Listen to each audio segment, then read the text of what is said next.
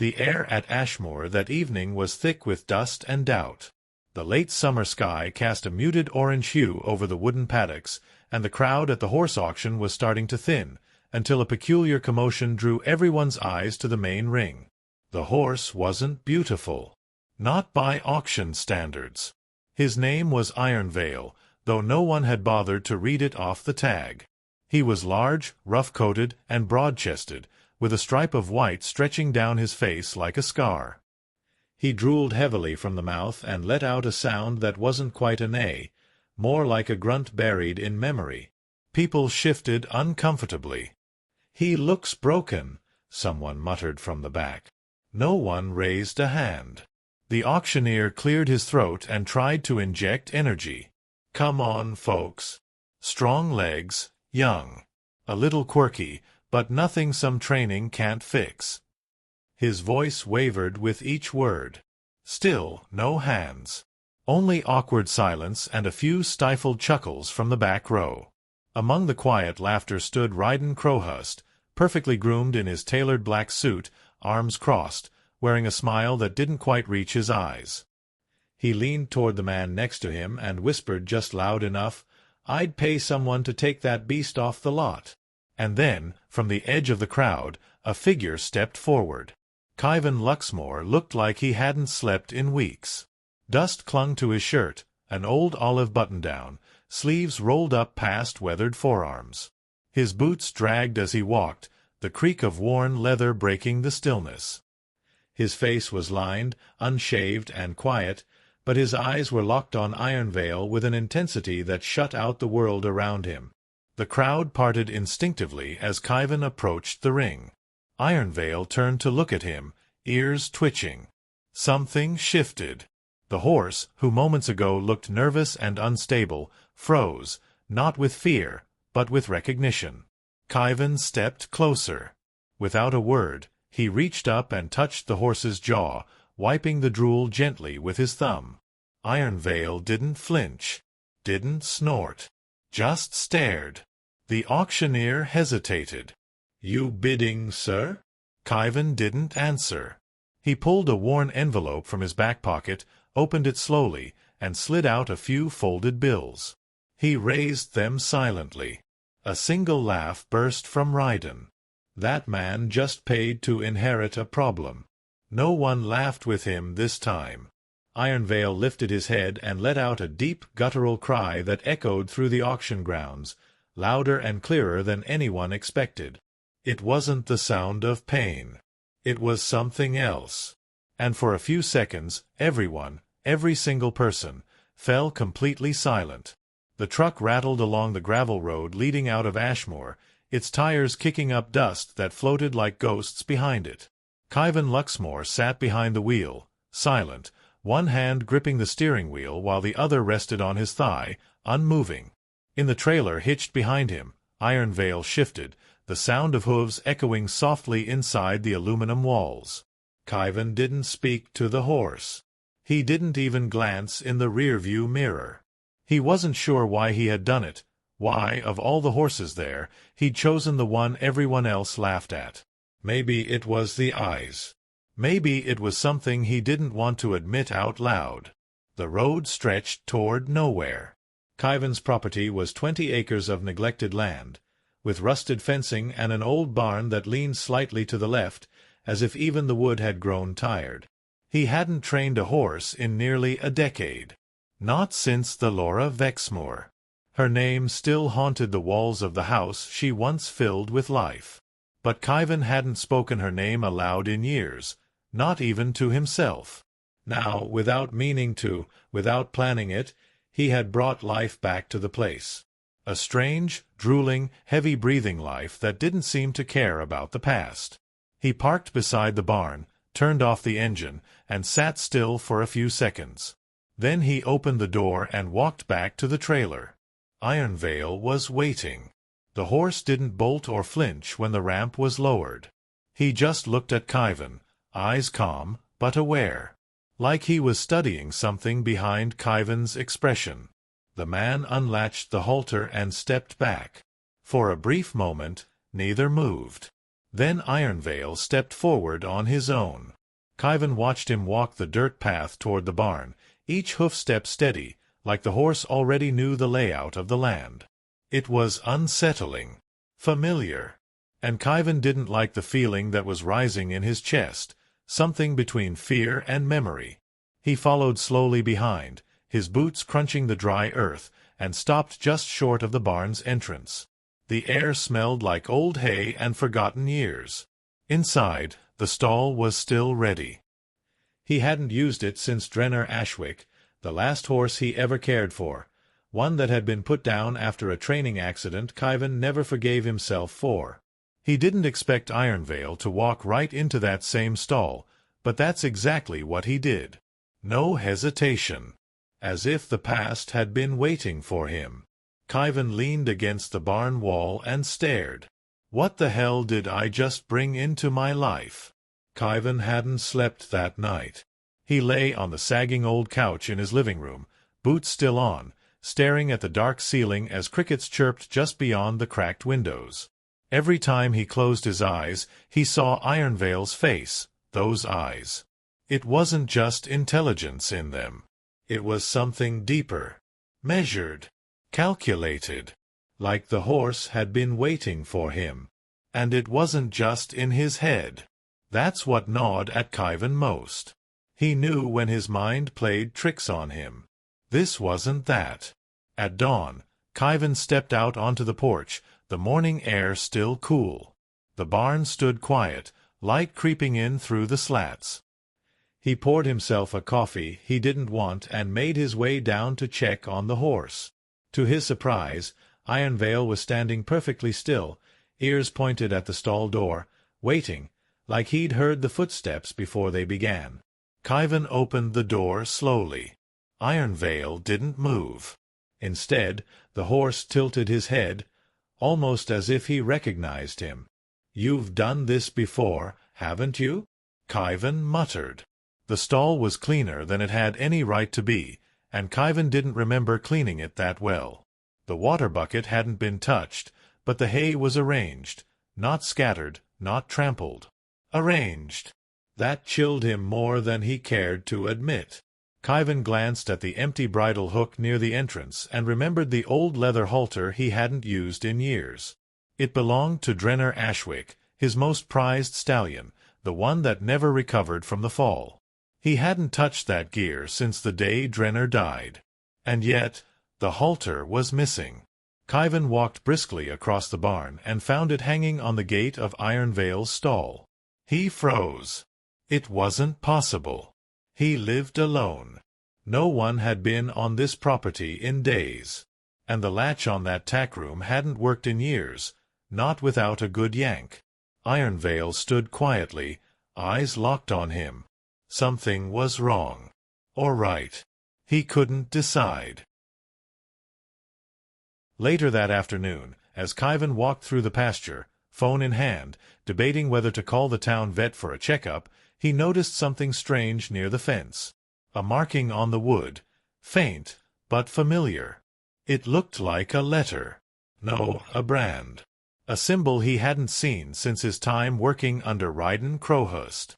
The horse wasn't just unusual. He was connected to something Kaiven thought he'd left behind forever.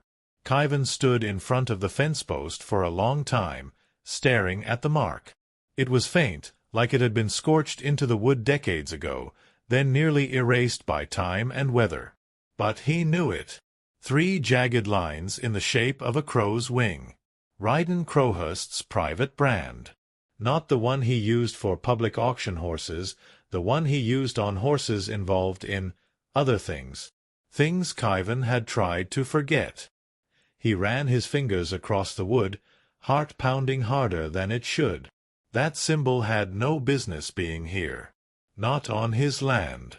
Not after all these years. He backed away, eyes flicking toward the barn. Ironvale stood just beyond the fence, still as stone, staring at him. The horse wasn't tethered, yet hadn't moved from his spot all morning. It was like he knew Kaiven had found it. Back inside, Kaiven dug through the old cabinet beneath the staircase where he kept a steel lockbox, unopened since the day he left Ryden's estate. Inside were photos, contracts, and a few items he hadn't wanted to destroy, just in case. At the very bottom was a folded letter, yellowed and brittle. He opened it slowly. If anything happens, look for the one with the winged flame. He knows more than he's supposed to.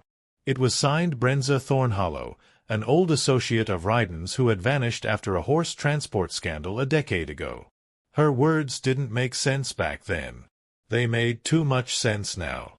Kaiven pushed away from the table, his breath shallow. He grabbed his keys and headed toward town.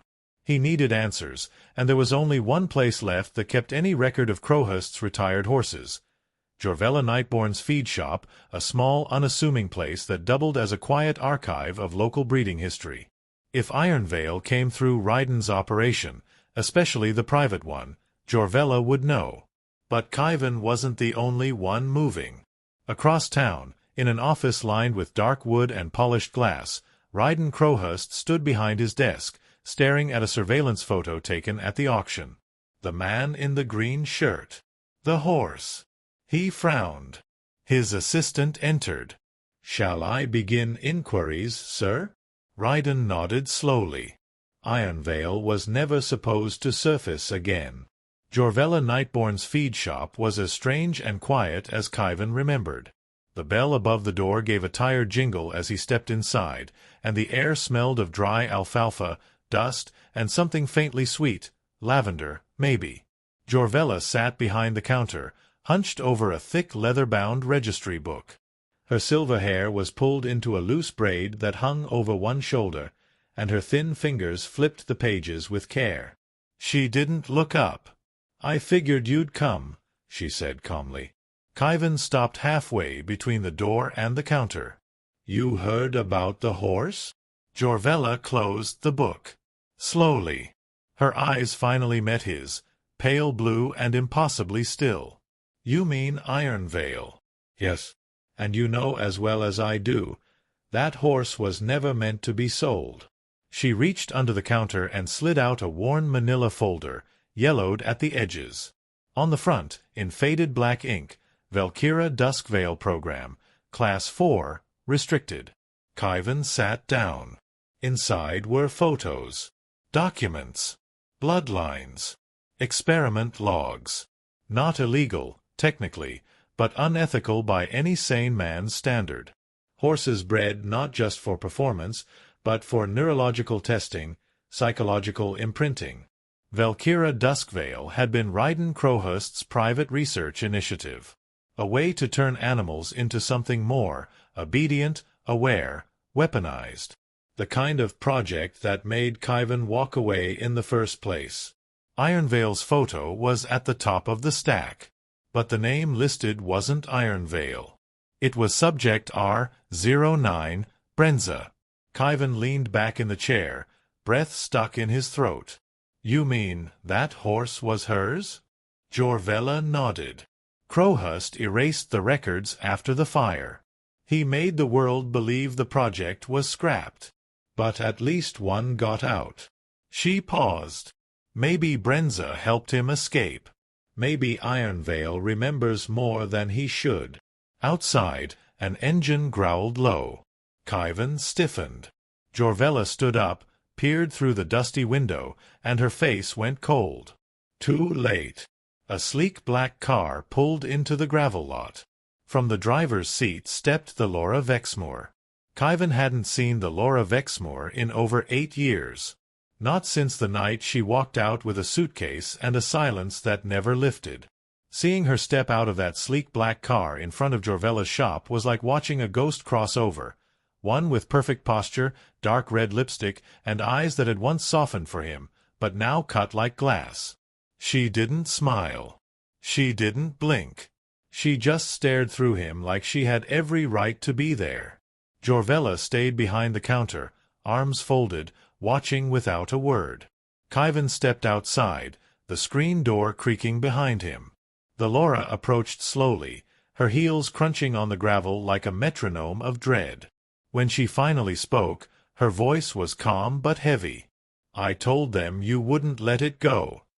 Kaiven's jaw tensed. I didn't go looking for it, the Laura. Ironvale found me. She exhaled slowly, eyes flicking toward the shop behind him. That horse isn't just part of some twisted breeding experiment.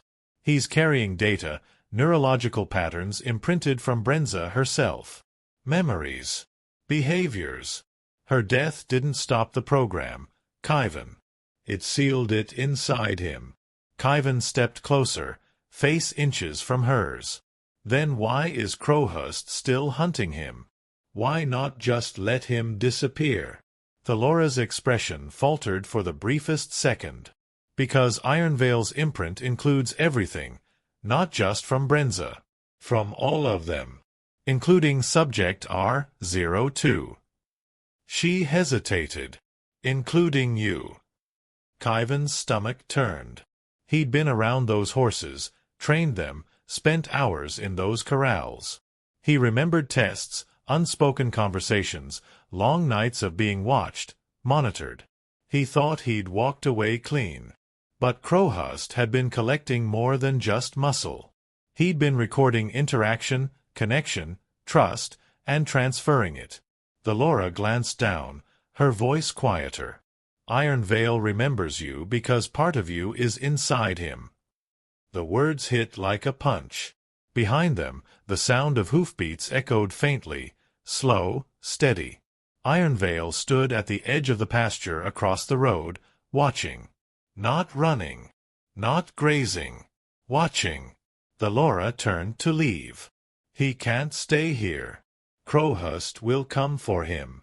And when he does, he won't be alone. She paused, hand on the car door.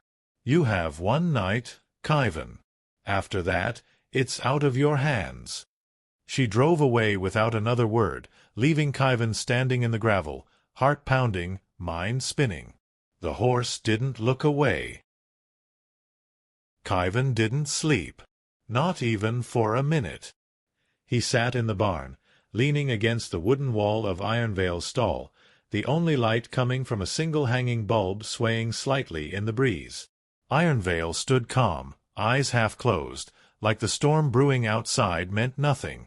But Kaiven's mind raced. Subject R02. Him. Crowhurst had used him without permission, without knowledge. The training sessions, the long nights spent talking to the horses like people, Crowhurst had been recording everything, harvesting connection like it was data.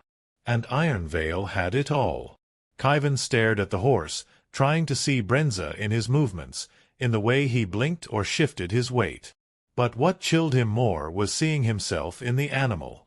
Moments flashed in his mind, private, buried memories. The way Ironvale had touched his hand at the auction. The familiar path he walked on Kaiven's land without hesitation. He wasn't acting on instinct. He was retracing steps Kaiven didn't even remember taking.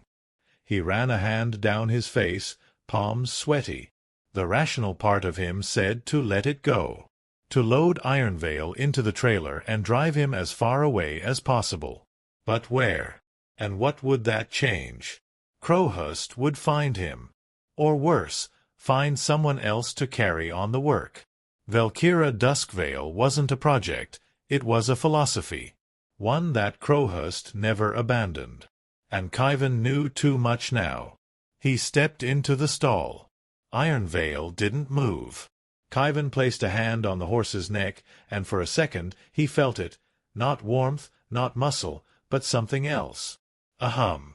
A flicker of thought that didn't belong to him, yet felt like his own. Words came to him uninvited. Don't run. You already stayed. He pulled his hand back like he'd touched fire. Ironvale turned his head slightly, eyes glinting in the soft light. Kaiven's breath caught in his throat. There was no way to explain it. No way to justify what he had just felt. But deep down, he knew what it meant. The horse wasn't just remembering. He was waiting. Outside, the wind picked up, and with it came headlights in the distance, far down the dirt road. Kaiven stepped out of the stall, grabbed his rifle from the nail on the wall, and stood in the barn's open doorway. Someone was coming. And this time, he wouldn't be asking questions. The headlights stopped at the end of the long dirt road, just beyond the gate Kaiven never locked. 2 black SUVs. Silent. No one stepped out at first, and that silence was worse than any gunfire. Kaiven stood in the barn doorway, rifle in hand, pulse pounding in his ears. He'd seen this kind of arrival before, back when he worked for Crowhurst. This wasn't a warning. This was an extraction. From the shadows of the trees, Clint Rayner emerged, Crowhurst's enforcer. Built like a machine, jaw clenched, dressed in black from boots to gloves. Behind him, 2 more figures stepped into view, one carrying a tranquilizer rifle, the other a heavy case Kaiven recognized too well, neural equipment, meant for downloading and deleting. Kaiven raised his rifle, his voice gravel in his throat. "You're not taking him." Clint didn't stop walking. "He doesn't belong to you." Ironvale, inside the stall, stomped once. Hard. The ground seemed to shiver. Kaiven didn't look back, but he felt it. Felt the horse behind him like a presence, like a second heartbeat in his own chest. Clint lifted his hand, signaling the others to spread out. The man with the case veered left, toward the barn wall, while the other moved into the grass near the pasture, trying to flank Kaiven. Then Ironvale let out a noise no one expected. It wasn't a neigh. It wasn't a scream. It was something between a roar and a command, loud, guttural, raw. Kaiven flinched. Clint stopped mid-step. For a second, everything froze. And then Ironvale charged. The stall door, left slightly ajar, burst open as the massive horse lunged forward with impossible precision. He didn't panic. He targeted. The man near the wall dropped the case and fell backward, scrambling. The other one fired his dart gun, but missed. Clint turned to face the charging horse, hand reaching for a sidearm.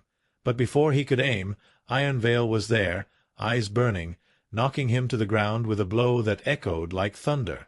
Kaiven moved fast, grabbing the tranquilizer gun off the ground and aiming at the second man. He didn't hesitate. One shot. Direct hit. The man stumbled, slumped into the dirt. Clint rolled onto his back, dazed, trying to reach for something, until Ironvale stepped over him, nostrils flaring, daring him to move. He didn't. Kaiven stared at the scene. Ironvale standing like a guardian, breathing hard, not out of fear, but out of fury. That wasn't training.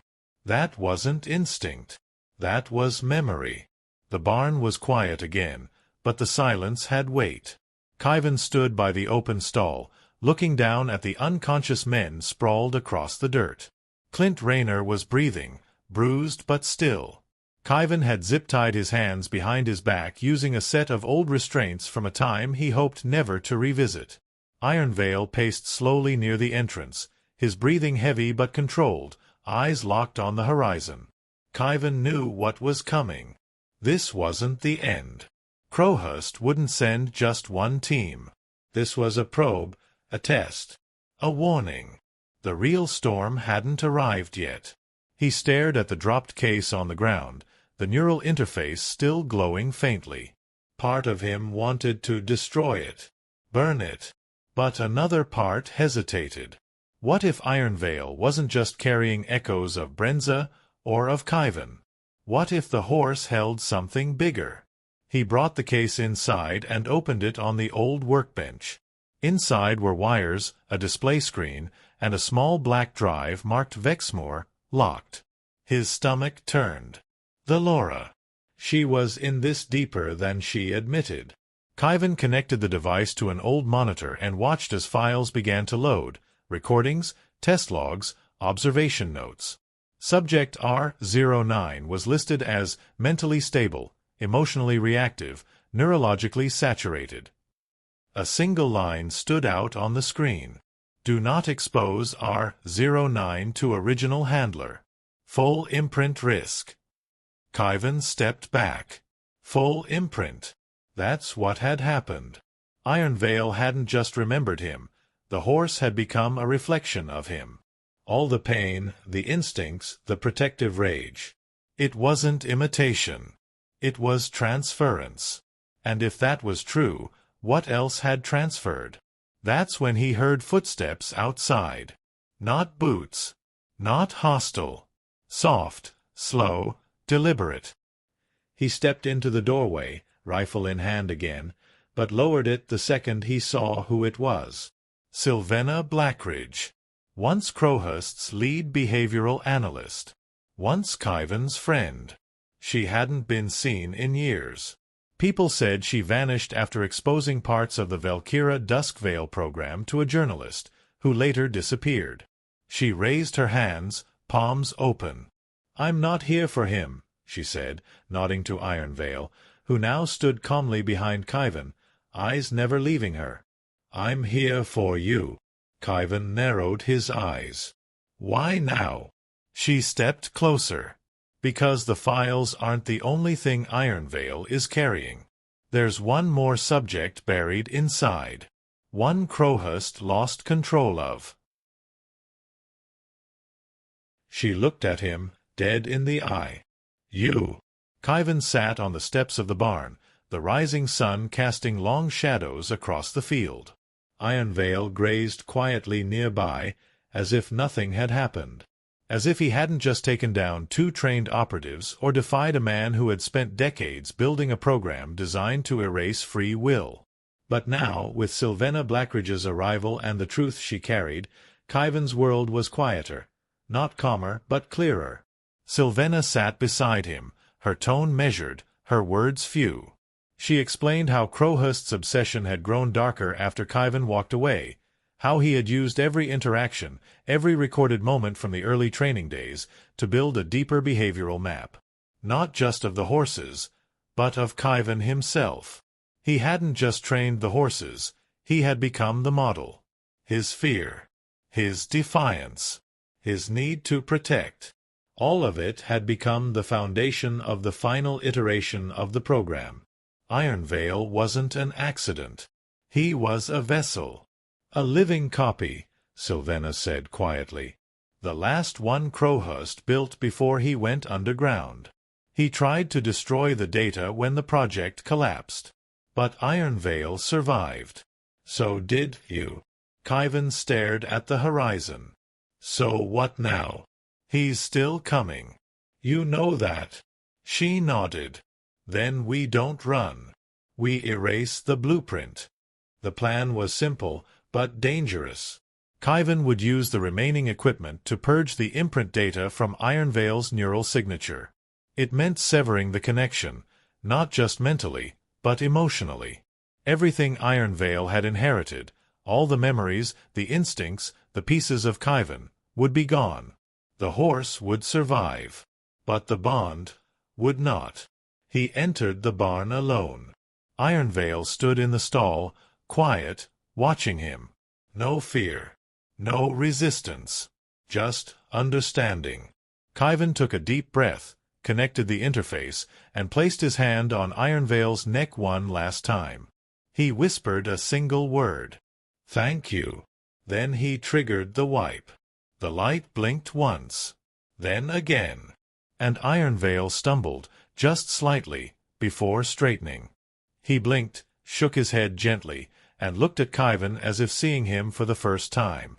No recognition, no tension, just a horse. Outside, the sun rose higher. Kaiven walked back into the open field, Sylvena waiting at the gate. "It's done?" she asked. Kaiven nodded. He's free. And maybe, for the first time in years, so was he.